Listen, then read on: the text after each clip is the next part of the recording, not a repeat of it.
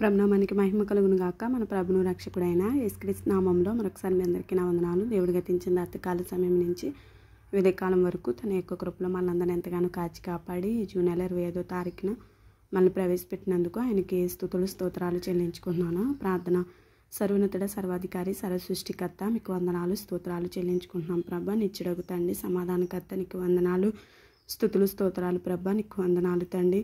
నీకు వెలుగు వచ్చి ఉన్నది లెమ్ము తేజరిల్లమని సెలవిచ్చిన దేవా నీకు వందనాలు తండ్రి. ఆయా వెలుగులో నడవడానికి మా కృప చూపించండి ప్రభా. మార్గమైన దేవా నీకు వందనాలు తండ్రి. సత్యస్వరూపుడా నీకు వందనాలు తండ్రి. స్తుతులు స్తోత్రాలు తండ్రి. గడిచిన కాలం అంతా జ్ఞాపకం చేసుకుని మరొక నూతన దినంలో మమ్మల్ని ప్రవేశపెట్టారు. అందుని బట్టి మీకు వందనోదయ కాల సమయంలో మీ యొక్క అయ్యో లేఖనం ద్వారా మాతో మాట్లాడమని ఆయన యొక్క కృపా వాగ్దానం మాకు దయచేయమని మీ పరిశుద్ధ నామంలో అడిగి వేడుకుంటున్నాం తండ్రి. ఆమేన్. ఈ దినమందు దేవుడు మనకిచ్చిన వాగ్దానం ఏంటంటే, ఎన్నిక లేనివాడు బలమైన జనమగును. యెషయా గ్రంథము 60వ అధ్యాయము 22వ వచనం. ఇక్కడ దేవుని యొక్క లేఖనం ఇశ్రాయేలు ప్రజలతో మాట్లాడుతున్న వారిలో ఒంటరైన వాడు 1000 మంది అగును, ఎన్నిక లేనివాడు బలమైన జనమగును అనేసి దేవుని యొక్క లేఖనము ఉదయకాల సమయంలో మనందరితో మాట్లాడుతున్నారు.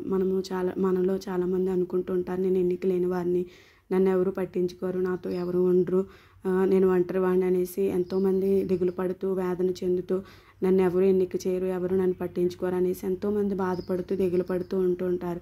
ఇక్కడ ఎన్నిక లేని వారు బలమైన జనమగును అనేసి దేవుని యొక్క లేఖనం మనతో మాట్లాడుతున్నారు. కాబట్టి ఎన్నిక లేవని నిన్ను ఎవరైనా త్రోసివేసి ఉన్నారని, ఎన్నిక లేని వారమని మనల్ని పక్కన పెట్టి ఉన్నారేమో. అయితే దేవుడు నిన్ను ఎన్నిక చేసుకుని ఉన్నారు, నిన్ను ఏర్పాటు చేసుకుని ఉన్నారు. ఆయన జనముగా దేవుడు మనల్ని పిలుచుకుని ఉన్నారు, ఆయన బిడలుగా మనల్ని చేర్చుకుని ఉన్నారు. ఎన్నిక లేని వారు ఇక్కడ గొప్ప జనమగును, బలమైన జనమగును అనేసి దేవుని యొక్క లేఖనం మనతో మాట్లాడుతున్నారు.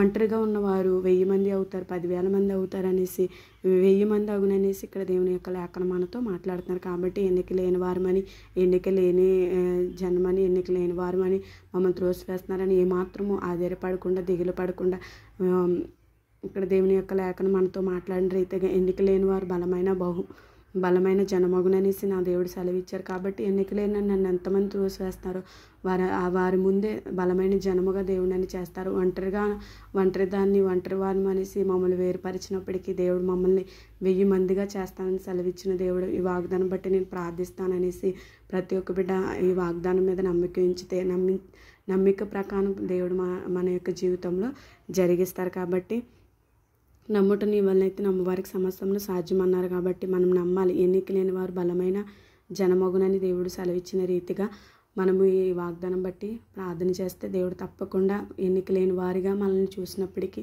గొప్ప జనముగా దేవుడు మనల్ని చేస్తారంట. కాబట్టి వాగ్దానం బట్టి ప్రతి ఒక్కరు ప్రార్థన చేయాలని కోరుకుంటూ పరిశుద్ధ వాక్యాన్ని దేవుడు దీవించి ఆస్వాదించి మనందరినీ బలపరచును గాక. ఆమేన్. మహాగండు మహోన్నతుడు మా పరలోకపు తండ్రి, రాజులకు రాజా ప్రభులకు ప్రభా, మహోన్నతుడా నీకు వందనాలు స్తుతులు స్తోత్రాలు చెల్లించుకుంటున్నాం ప్రభా. మరొక తరుణం మరొక దినాన్న మీరు ఎంతగానో మమ్మల్ని జ్ఞాపకం చేసుకున్నారు. ఈ దినమంతా నీ యొక్క కృపా కాపుదలు మాపై ఉంచి అయ్యా తండ్రి మీరే సహాయం ఇచ్చేయండి. ఉదయకాల సమయంలో మాతో మాట్లాడిన దాన్ని బట్టి మీకు వందన. ఎన్నిక లేనివాడు బలమైన జనమగుననేసి సెలవిచ్చారు ప్రభా. తండ్రి వాగ్దానం బట్టి మా యొక్క జీవితంలో అయ్యా తండ్రి మేము తండ్రి అయ్యా అనుభవించుకుని ప్రార్థించుకోవడానికి కృప చూపించిన వాగ్దానం ప్రతి ఒక్క బిడ్డ వెనుకలో మీరు దీవించమని, ప్రతి ఒక్క బిడ్డని తండ్రి గొప్ప జనముగా చేయమని యేసు పరిశుద్ధ నామంలో అడిగి వేడుకుంటున్నాం తండ్రి. ఆమేన్. Praise lord.